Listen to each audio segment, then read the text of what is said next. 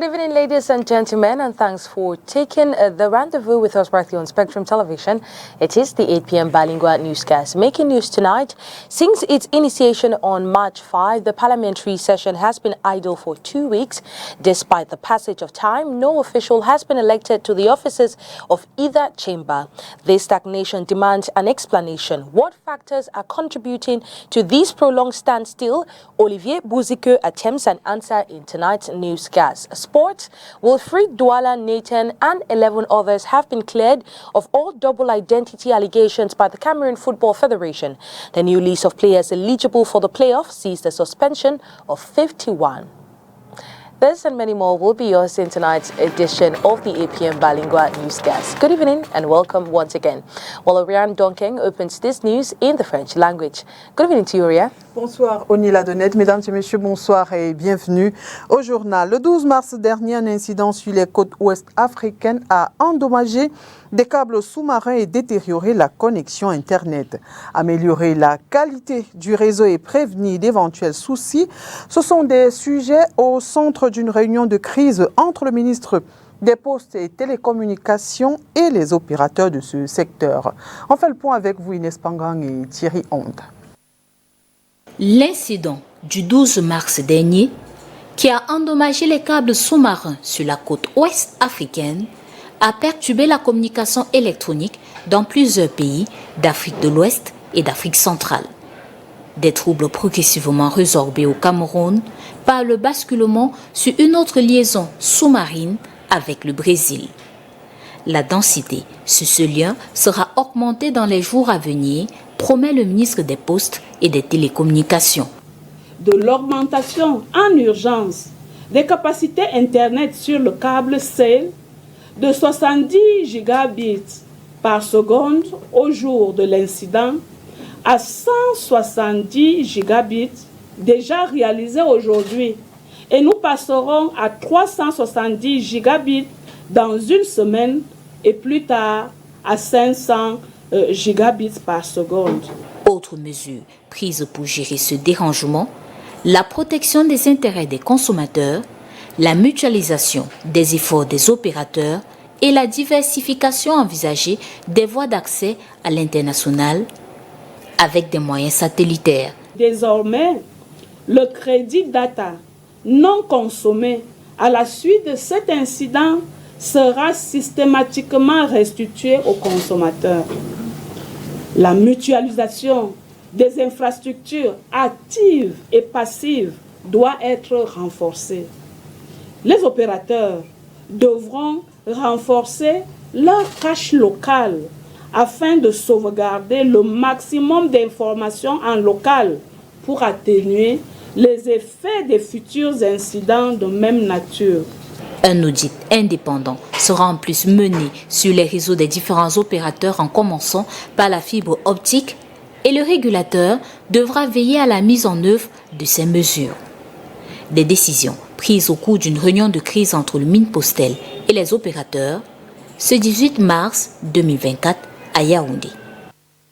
Internet outage. Well, the Minister of Post and Telecommunication has had a sit-down with other stakeholders yesterday in order to fine-tune measures by which internet connection can be improved in Cameroon. Well, today, reporter Inès Pangang speaking to Thierry Honde, the Minister, Minette Libom Lilikeng, walks us through some processes that will be implemented in order to improve internet connection. Let's listen. They need to mutualize the infrastructure so that when an incident like this happens, they can easily solve a problem. And another recommendation was that the different operators must have local cache of data. It means that even if internet is cut, you can use the information you have locally. It's something they need to improve because before we have those internal exchange points, but it's happened that the operator did not use them regularly, and now they are going to reinforce the organization of their cash production. And we must also, one of the decisions was to multiply our internal connection through more ways like satellite coverage. And I think that if you put all this together with deep cooperation between operators, we will be ready if next time such incidents happen to quickly recover. And the regulator is in charge for the follow-up of those main activities. C'est le 5 mars dernier, la session parlementaire est sans activité depuis 2 semaines. Les bureaux dans les 2 chambres, toujours pas élus.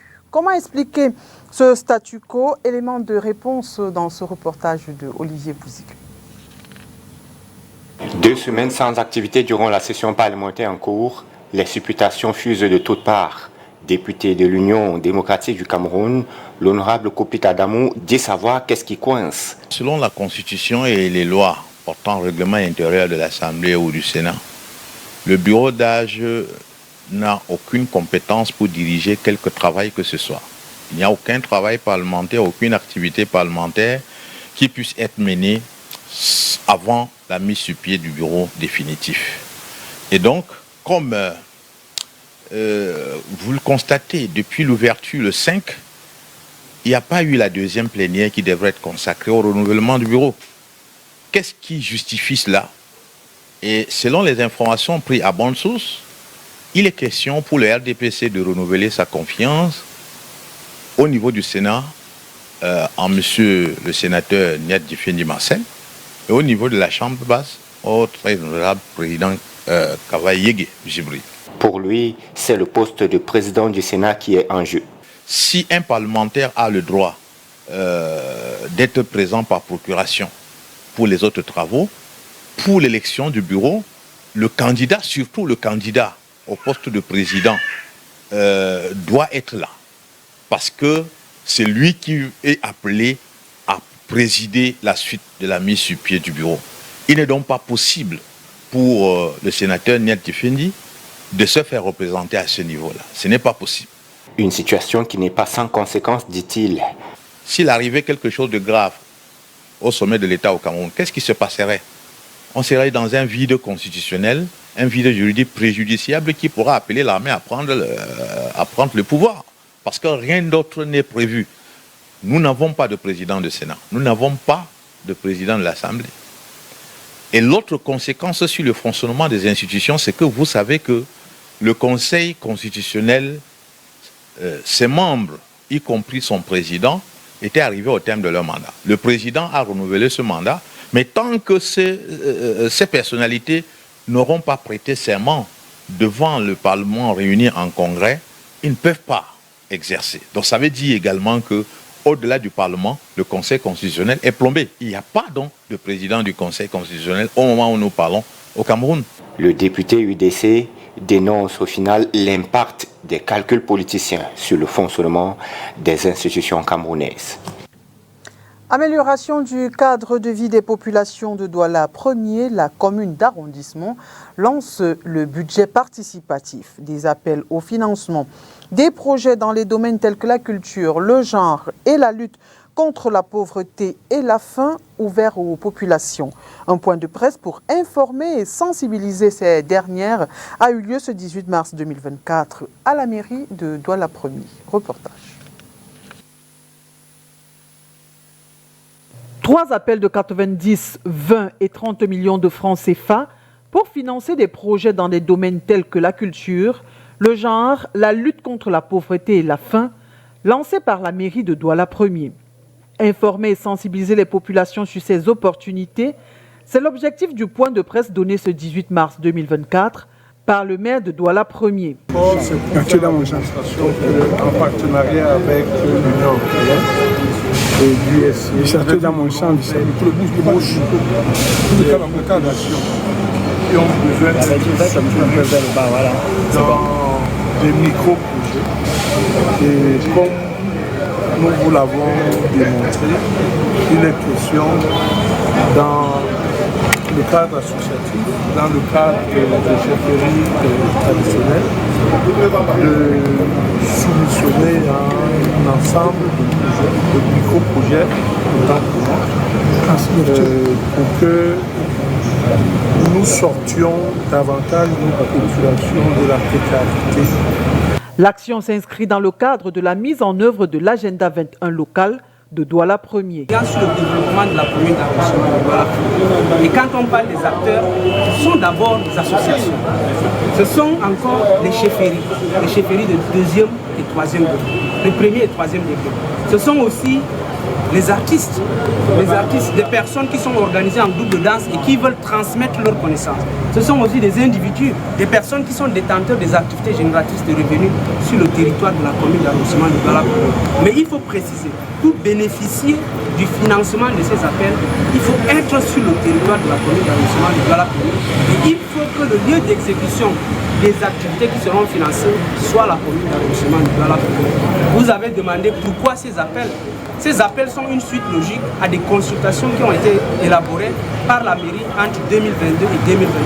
L'objectif de ces consultations, c'était de collecter leurs doléances, de collecter leurs projets, de penser Douala 1er de demain. Comment la commune d'arrondissement de Douala 1er sera dans 5 ans, dans 10 ans, dans 20 ans.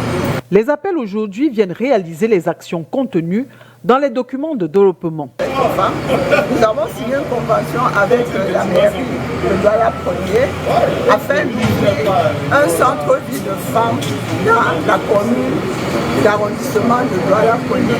Ce centre sera fonctionnel à la fin du mois de mars et se trouve en face de l'hôpital de district de Daïlo, donc l'annexe de mairie de Douala 1er. Maintenant, par rapport au projet qu'on vient de lancer, nous allons postuler. Nous allons postuler dans le lot lutte contre les violences faites aux femmes. Et notre projet portera sur la lutte contre les violences faites aux filles. Parce que le budget participatif est donc lancé dans la commune d'arrondissement de Douala 1er. Les coordinateurs diocésains de la santé sont en conclave à Yaoundé. La rencontre annuelle qui a commencé ce 18 mars permet de réfléchir sur les voies et les moyens de créer un réseau sanitaire catholique pour mieux prendre en charge les malades. Inès Pangang et Thierry Honde. C'est une aberration de garder un malade indigent dans un centre hospitalier parce qu'il n'a pas les moyens financiers pour régler ses factures. Le président de la commission épiscopale pour la santé pense qu'une meilleure organisation et une gestion rigoureuse des établissements sanitaires peuvent aider à redonner aux hôpitaux leur visage d'œuvre sociale. Je tiens quand même à souligner que séquestrer une personne malade parce qu'elle n'a pas pu payer ses soins, mais vous imaginez, c'est quelque chose d'extrêmement grave contre la personne même. On préfère, nous, ce que nous faisons. Nous ne cherchons pas à tout prix, n'est-ce pas, à gagner. Mais nous sommes là pour servir. Mais évidemment, quand nous travaillons de cette manière-là, il y a des gens qui nous aident parce que nous prenons gratuitement en charge les gens. Un réseau sanitaire catholique contribuera aussi à l'atteinte de cet objectif. Cela passe par une plus grande solidarité, un esprit d'équipe et la création d'un fonds de roulement pour assurer l'approvisionnement en médicaments. Qu'il est important d'abord de compter sur son propre potentiel. C'est-à-dire, nous partons sur un message de remobilisation des coordinations diocésaines et des formations catholiques autour de leur organisation. Parce qu'à elles seules, elles constituent, on porte, un véritable potentiel pour ce qui est de la relance de notre centrale en termes d'achat de médicaments. Maintenant, bien évidemment, on fait face à une disponibilité de ces médicaments-là en raison des approvisionnements réguliers qui doivent être assurés. Et pour cela, il nous faut un fonds de roulement. Maintenant, là, nous allons faire appel à des partenaires, principalement d'abord notre premier partenaire, c'est l'État, le ministère de la Santé. Et puis maintenant, on recherchera les amis de l'Église. Cette thématique et bien d'autres sont abordées au cours de la rencontre annuelle des coordinateurs diocésains de la santé et première réunion de nomenclature. Les travaux qui ont débuté ce 18 mars 2024 s'achève le 22 mars prochain, ici à Yaoundé. News out of the country. In a neighborhood that was once a hotbed of gang violence in Pakistan's economic hub, Karachi, one school is focused on healing the wounds of trauma passed down through generations with emphasis on mental health. While the Kiran Foundation School is empowering children and mothers to end the cycle of aggression and abuse. Our partner, The Voice of America, completes this story. When Sabina Khatri walks into her Kiran Foundation school, children flock to her, beaming with joy. Yeah, thank you. The school is in the heart of Liari, a densely populated, impoverished neighborhood in Pakistan's economic hub, Karachi. For years, Liari was a hotbed of violent political and criminal gangs. Travelling on this road used to be impossible for us. We couldn't come here in the day or night. Bullets could fly any time. A domestic abuse case brought Khatri to the neighborhood 2 decades ago. She saw that street violence was severely impacting families behind closed doors. Because of, aggression, because of rage within people, the rage would come out on the youngest human in the family, or the weakest, which a lot of times is the woman. Khatri designed a model of care focusing on mental health. Before adopting this school, she spent almost a decade applying her system to small groups of children and mothers. So understanding that what trauma does to a child, how it would manifest at adulthood, how can I reverse this cycle for them? And then the mothers eventually become spokespersons into the community, speaking about trauma and its effects to people.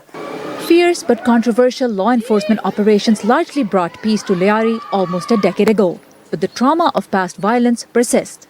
In 2014, Khatri's charitable foundation took over the school that housed a political party's torture chamber. She spent the first year helping senior students process their pain. I announced it as the healing year, that this year we are not going to do any studies. Just let's close the books. Let's heal. There was a lot of shame, guilt, revenge, anger, rage within them, for everybody. The walls, once stained with blood, are now plastered with messages of kindness. Here they are polite and don't beat us. A psychologist is always on hand to help with behavioral issues. For older students, meditation corners provide space for self-reflection. But special attention is given to empowering mothers. And you teach others at home कि किस तरह से एक बच्चे के साथ जो है you have to interact with your child and what kind of language do you use at home and what kind of words you are not using at home. Many of Khatri's former students are now pursuing higher education in Karachi. Still, she says her methods have some skeptics. There are people in Liari also who say that, and a few more, educationists also say that if you're going to be so polite with them, if you're going to keep no distance with the children, they will not be able to go to good universities. And today I'm so happy that I've proven that wrong. Khatri hopes her model of healing while teaching will help younger generations build a future different from the past. Let the magic happen. You keep the children safe and happy, they will do it themselves. Sara Zaman, VOA News, Karachi, Pakistan.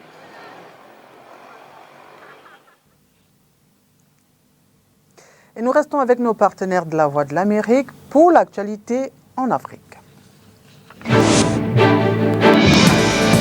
La Libye a fermé mardi son principal poste frontalier avec la Tunisie après des affrontements entre groupes armés et forces de sécurité du côté libyen de la frontière, a annoncé le ministère de l'Intérieur à Tripoli. Au Kenya, 11 étudiants d'une des universités les plus réputées du pays ont été tués et 42 autres sérieusement blessés lundi soir dans un accident entre leur bus et un camion dans le sud-est, indique la police. La coopération militaire entre les États-Unis et le Niger est mutuellement bénéfique, estime Washington, qui indique attendre des éclaircissements après l'annonce par la junte au pouvoir d'y mettre fin. En RDC, la justice a condamné à 6 mois de prison et une amende de $400 le journaliste Stanis Boujakera, détenu depuis septembre dernier et jugé pour un article ayant mis en cause les renseignements militaires dans la mort de l'opposant Chérubin Okende. Il doit en principe sortir de prison ce mardi.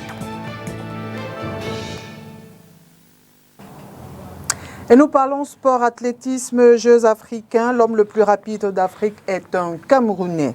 Emmanuel Essémé remporte la médaille d'or aux Jeux africains, donc en cours à Accra, au Ghana, avec un chrono de 10,14 secondes aux 100 mètres messieurs. Le Camerounais établit ainsi un record, faisant de lui donc l'homme le plus rapide d'Afrique. Et nous poursuivons ce journal toujours en sport, cette fois-ci en football. C'est avec vous, Nila Donette. On parle de cette fameuse histoire de Yes, so double identity. That's what we will be talking about right now. Well, the Cameroon Football Federation has named a 17-year-old Wilfried Nathan Douala, Chindo John Bosco, and 10 others eligible for the 2023-2024 playoff after clearing them of all allegations of double identity. Well, let's listen to this report that tells us more. The Cameroon Football Federation has officially cleared 2023 AFCON participant Wilfried Douala Nathan of any wrongdoing in the double identity allegation. The 17-year-old football prodigy's name was rightfully included in the list for the Elite One playoff, established on Monday night. Alongside him, his teammate Rich Montier, renowned for being the league's second highest goal scorer with 12 goals, has also been absolved of all charges. The sweeping allegation has led to the suspension of 51 players out of the 63 initially flagged. The repercussions have been felt league-wide, with Young Sport Academy railing from 11 suspensions, though Gibero Durell and Chindo John Bosco were vindicated. Fovu Football Club's roster is now complete, with Polum Banda, Junior Banji and Cyril Ngando exonerated. Same goes for Apejet Fu, who saw corrections for Zakaria Tu and Cholefak Igor. Column's squad experienced 4 suspensions out of 5, sparing Franklin Lincoln Kamle from the list. The playoff is set to commence this Friday, March 22. Still in sports, as the playoff draws near, well, the past weekend was a hive of activity marked by a series of friendly matches. Teams across the board seized the additional week as an opportunity to meticulously fine-tune their strategies and skill set. Well, this report tells us more. As the anticipation for the playoffs intensifies, the preceding weekend was a hive of activity marked by a series of friendly games. Teams across the board seized the additional week as an opportunity to meticulously fine-tune their strategies and skill sets. This Monday, Gazelle of Garua suffered a 1-2 defeat in the hands of Real Academy of New Bell at the New Bell Accegna Stadium. The team, who had been in Douala for 4 days now, found themselves trailing behind scores even before the end of the first half.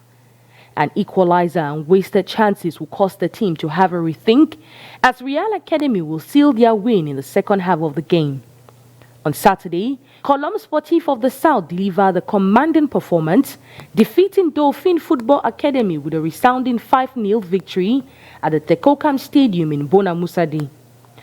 Originally scheduled to play the Brazilians, the South Doves had to adjust their plans and face the Academy instead, due to their intended opponents being embroiled in a crisis.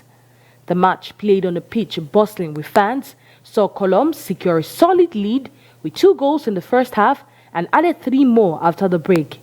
Coach Richard Toa praised the win as a significant achievement for the playoff, despite the seemingly effortless victory.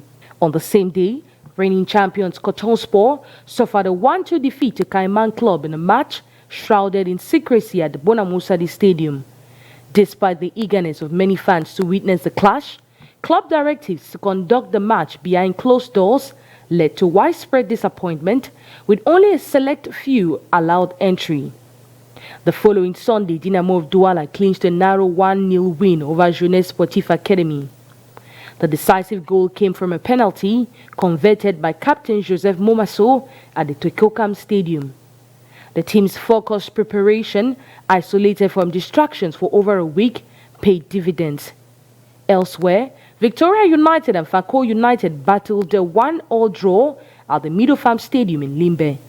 The fate of this newly promoted team hangs in a balance, oscillating between playoff promotion and relegation, pending the Court of Arbitration's decision. In a compelling encounter in Bamenda, Elite 1 team PWD of Bamenda dominated Elite 2's Bafoumen United with a decisive 4-0 victory. The match showcased the Abakwa boys' prowess as they prepare for their respective playoff challenges. Bafement United, with aspirations of ascending to the first division, will enter the playoffs up with promotion in sight. Conversely, PWD of Bamenda is set to engage in a fierce battle to maintain their status within the top tier of Cameroon's Football League. It is on that note that we put an end to tonight's edition of the 8 p.m. Balingua Newscast. Do have a wonderful night in the company of our program. See you tomorrow, same time, same station. Good night to you, Oriane Donkeng. Bonne soirée à vous, Onila Donnet. Mesdames et messieurs, merci d'avoir été des nôtres et bonne suite des programmes sur Spectrum Télévision.